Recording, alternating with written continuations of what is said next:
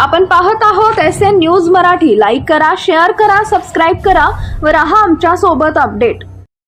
मी engineer Ramchandra गुटुगडे. मी आज एक इंजिनियरची सांगोल तालुक्यातील जी काही अवस्था आहे या शासनाने केली त्या संदर्भात बोलत आहे. नवीन इंजिनियरला जर तो लायसन काढायला गेला तर तिथं अनेक नियम अटींचं त्यांचं पत्र दिलं जातं. त्यामध्ये केलेल्या कामाचा अनुभव दाखवावा लागतो.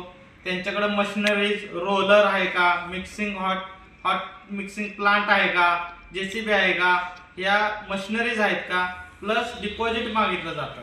मग जर एखादा नवीन गरजू इंजिनियर झालेला मुलगा असेल आमच्यासारखा, मी स्वतः इंजिनियर आहे, तर त्याला त्या बाबी फुलफिल करता येत नाही तर त्याला लायसन दिले जात नाही. एखादा गरीब घरातला शिकलेला मुलगा इंजिनियर होऊन पण त्याला सरकारी जर कॉन्ट्रॅक्ट मिळत नसतील तर तो त्याच्या संविधानाने केलेला एक प्रकारचा अन्याय आहे. त्याच्या विरुद्ध बाजूला जे प्रस्थापित कॉन्ट्रॅक्टदार आहेत त्यांची स्थिती RY गुटुगडे सर तुम्हाला सांगतील. सांगोला तालुक्यातील बोगस कॉन्ट्रॅक्टर म्हणजे बोगस कागदपत्राच्या जीवावरती जे राजकारणी माणसांना, अधिकाऱ्यांना अर्थसहाय्य करून बोगस कॉन्ट्रॅक्टर झाले, त्यांच्या बोगस सर्टिफिकेट काढली. म्हणजे की त्यांचे कुठलेही इंजिनिअरिंग नाही, 12वी BA झालेला माणूस आहे आणि 12वी BA झालेला माणूस कसा कॉन्ट्रॅक्टर बनू शकतो हे सांगोला तालुक्यातील अनेक कॉन्ट्रॅक्टरची यादी आमच्याकडे आहे. आम्ही ही कॉन्ट्रॅक्टरची यादी घेऊन राज्यपालांच्याकडे जाणार आहे आणि राष्ट्रपतींची भेट याच्यासाठी घेणार आहे. कारण की ही माणसं आर्थिक दृष्ट्या अधिकाऱ्यांच्या वरती अर्थसहाय्य करून कामाची क्वालिटी करत नाहीत आणि एकेका कॉन्ट्रॅक्टरच्या खात्यावरती हजार कोटीचं कसं कॉन्ट्रॅक्ट येतं हे सुद्धा आम्हाला बघायचं आहे. त्याच पद्धतीनं या कॉन्ट्रॅक्टरला PWD विभागातील वरिष्ठ अधिकारी मॅनेज आहेत. वरिष्ठ अधिकाऱ्यांच्या बरोबर या कॉन्ट्रॅक्टरचं अर्थसहाय्य चालतं हे सुद्धा आमच्याकडे प्रूफ सुद्धा आहेत. आणि या कॉन्ट्रॅक्टरची आणि अधिकाऱ्यांची SIT चौकशी लागली पाहिजे. ह्याच्यासाठी आम्ही स्वतः आमची टीम ही राज्यपालांना भेटून, आम्ही राज्यपालांना का भेटणार आहे कारण ही सगळी मंत्री सुद्धा या कॉन्ट्रॅक्टरला मॅनेज आहेत आणि एक कॉन्ट्रॅक्टर मंत्र्यांना पैसे पोच करतात म्हणून ह्याला हजार कोटीची कॉन्ट्रॅक्ट मंजूर होतात. यामध्ये अनेक टक्केवारीची सुद्धा घेतली जातात आणि कामाची क्वालिटी ही अजिबात दिली जात नाही. त्या रस्त्यातून गवत उगवून येतं. जर समजा सांगोला तालुक्यातील अनेक कॉन्ट्रॅक्टरनी बोगस जे लायसन काढलेलं आहे त्या बोगस लायसनसाठी ज्या इंजिनिअरिंग कॉलेज मधल्या त्या ट्रस्टीनं किंवा मालकानं ज्यांनी हे केलेलं आहे की इंजिनिअरिंगचं सर्टिफिकेट दिलंय त्याचं सुद्धा त्याच्या कॉलेजचं लायसन रद्द झालं पाहिजे. त्याच्या कॉलेजला कुलूप लागलं पाहिजे. कारण जी पोरं शिकलेली आहेत त्यांच्यावरती अन्याय होतोय. हे अधिकारी म्हणतोय की तुम्हाला ट्रॅक्टर दाखवा, तुमचं JCB दाखवा, तुमचं काम दाखवा हे म्हणतोय आणि ज्यांची पात्रता नाही, ज्यांचं शिक्षण नाही त्यांना बोगस आर्थिक दृष्ट्या मॅनेजमेंट करून देत आहे हे निदर्शनास आलेलं आहे. त्यामुळं आमची टीम पूर्णपणे या राज्यपाल असेल, राष्ट्रपती असेल, अधिकाऱ्यांना सुद्धा आम्ही जाब विचारणार आहे आणि याची डॉक्युमेंटरी आमच्याकडे आहे. आताबद्दल किती बोगस आता कॉन्ट्रॅक्टर आपल्याकडे जायला मिळाले तालुक्यात माहिती त्याची 2 दिवसामध्ये खात्रीशीर सूत्रा करून तुम्हाला पत्रकार बांधवांच्या समोर माहिती कळेल.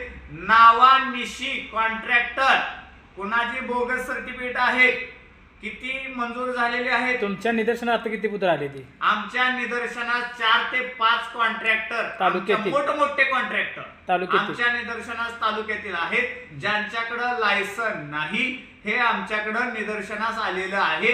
ते आम्ही मुख्यमंत्र्यांच्या निदर्शनास आणून देऊ.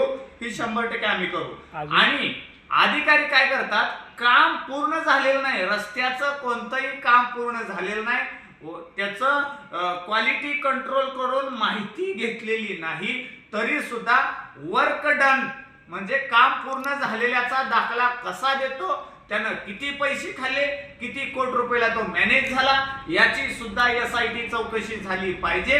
ही ग्रामस्थांच्याकडून मागणी आहे. ही काय आम्ही काय मागणी नाही करत, ही लोकांच्याकडून मागणी आहे. दबक्या आवाजामध्ये आम्ही या ठिकाणी आलेलो आहे. आणि कॉन्ट्रॅक्टर नसताना, आता बघा एखादा माणूस कॉन्ट्रॅक्टर नसतो त्यावेळेला त्याची प्रॉपर्टी किती असते हे चेक करा. आणि कॉन्ट्रॅक्टर झाल्यानंतर 2 वर्षातच त्याच्या नावावरती बंगला असतो, त्याच्या नावावरती हॉटेल्स असतात, त्याच्या नावावर लॉजिंग असतं, त्या नावावर उतारे वाढलेले असतात. म्हणजे शासनाचा आलेला पैसा त्या कॉन्ट्रॅक्टरच्या घशात कसा जातो आणि लेकरा बाळांच्या त्यांच्या नावावरती जे काही जमिनी आहेत, जागा आहेत, हे कसं होतं याचा शासनाने पर्दाफाश केला पाहिजे. आणि या सामान्य नागरिकांना, इंजिनियरना यांना तुम्ही न्याय दिला पाहिजे असं आमची मागणी आहे. आणि हे जर कॉन्ट्रॅक्टर दोषी आढळले असं शासनाच्या निदर्शनास आलं, यांना अटक करावी, यांची SIT चौकशी लावावी. त्याचबरोबर बोला, अधिकाऱ्यासंबंधी आधी कोणते अधिकारी असे म्हणजे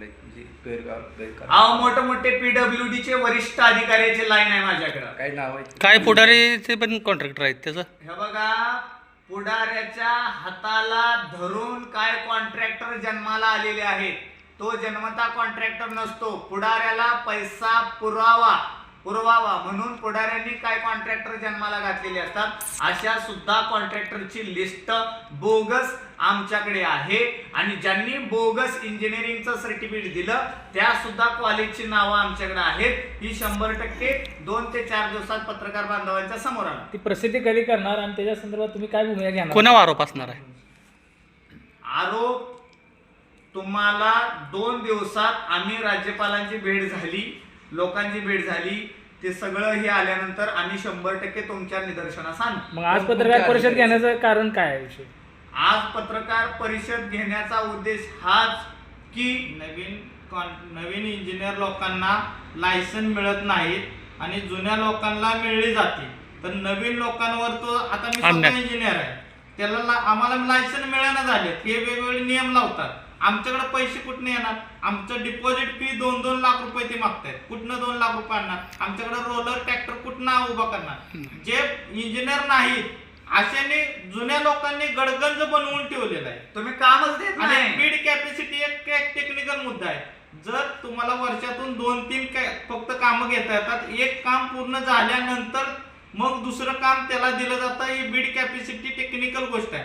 तर एकाच कॉन्ट्रॅक्टरला 100 कोटीची 10-20 कामं दिली जातात. मग तुमची ती नियम कुठे गेला? दुसरी गोष्ट, जो इन्कम टॅक्स GSTचा विषय आहे, त्याच्या टेक्निकल बाबी आहे, त्याच्यात पळवाट शोधली जाते.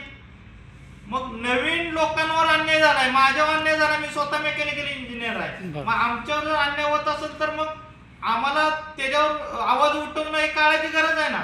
आम्हाला मिळते का कॉन्ट्रॅक्ट? आम्हाला लायसनच मिळालं झाले म्हणून आज हा आवाज उठवतोय. कॉन्ट्रॅक्टरच्या जीवावरती त्याच्या घरातल्या प्रॉपर्टी, कॉन्ट्रॅक्टर नसताना प्रॉपर्टी येते, कॉन्ट्रॅक्टर असताना प्रॉपर्टी येते, 7 वगैरे सगळे आमच्याकडे आहेत. 100% सगळ्यांचे 7 आहेत. वेळ आली की चांगल्या तुम्हा सगळ्या पत्रकारांना एकत्रित करून हे प्रदर्शित केले जातील. हे आणि अर्जात सुद्धा मुद्दे आहेत सगळे. तुम्हाला त्याची प्रत आम्ही तुम्हाला देऊ. फक्त आम्हाला जाचक अटी लावल्या या अधिकाऱ्यांनी, म्हणून ही आम्हाला पत्रकार परिषद घ्यावी लागली. कारण ही 10वी शिकलेली 12वी शिकलेली ह्यांना जर जाचकाठी लागत नसतील तर इंजिनियर झालेल्या पोरांना तुम्ही जाचकाठी का लावता? म्हणून ती पूर्ण अटी नियमचा GR आहे का काय? अटी नियमचा GR आपल्याकडे आहे ना, डॉक्युमेंट आहे, देतो की तुम्हाला. ठीक. 100% देतो. काही ठिकाणी असं होतं की जे कॉन्ट्रॅक्टर आहेत त्यांच्या कोणतर नातेवाईकातल्या कोणातरी डिग्री झाली तर त्यालाच ते सरकारी कॉन्ट्रॅक्टरचे हे घेते. मग त्याच्याकडे ट्रॅक्टर आहे का बघा, JCB आहे का बघा, हायवा आहे का बघा. तो काय करतो, दुसऱ्या कुठल्या तर सब कॉन्ट्रॅक्टरला काम 10% 5% घेऊन विकून टाकतो. अशीच अवस्था आहे. तुम्ही कुठेही चेक करा. काही लोक दबक्या आवाजात बोलत नाहीत, आम्ही बोलतो 100%. आणि नवीन पिढीवर अन्याय हो, आम्हाला हाताला कामच नाही. सांगोला तालुक्यातली कितीतर इंजिनियर आहेत, कितीतर डिप्लोमा वाले आहेत, कितीतर IT वाले आहेत, आज सुशिक्षित बेरोजगार आहे. कारण जुनं जे कॉन्ट्रॅक्टर आहे घराणीशाही, ह्यांचा आवाज कधी संपलेला नाही. हा माणूस कामं देत नाही, हा स्वतःच्या घरच्यांना स्वतःच्या मर्जीतल्या लोकांनाच कामं देऊन हे करतात. त्यामुळं नवीन पोरग कॉन्ट्रॅक्टर होईल ही ह्यांच्या कोऑपरेटवर न वाटत. आता 5 वर्षात एवढ्या हजारो कोटीचा निधी आला.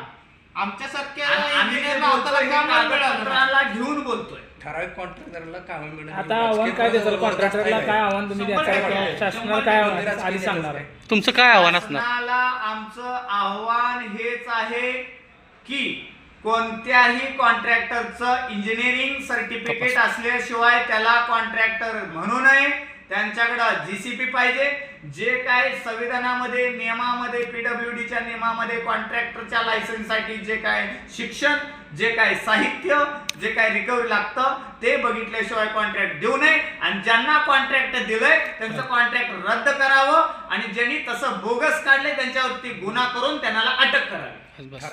जबरदस्त आहे का ते? राजकीय 100%, मंत्री, आमदार, खासदार ज्यांच्या बरोबर संबंध आहे ते उठक बैठक असते त्यांना तेच हे करणार.